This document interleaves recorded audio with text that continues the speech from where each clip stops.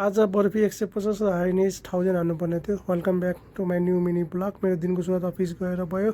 अफिसमा गएँ, कामसाम भइसकेपछि जिमतिर लागेँ 4 बजीतिर। यसो फोटो हानिदिएको। मेरो जिमको सुरुवात ट्रेडमिलबाट भयो। ट्रेडमिल हानेँ, त्यसपछि वार्मअप गरेँ, त्यसपछि बर्फीतिर लागेँ। बर्फी 150 पुगाउनु पर्ने थियो।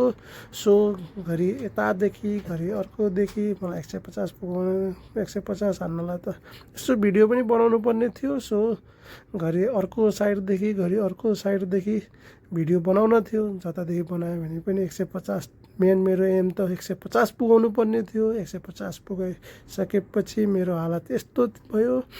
एकछिन रेस्ट हानेँ, त्यसपछि हाइनिस 100 गरेर 1000 हानेँ। हाइनिस 1000 थियो। हाइनिस पनि हान्दा 1000 हानिसकेपछि मेरो हालत फेरि यस्तो भयो। चिसो पसिना निकाल्नुको मजा बेग्लै।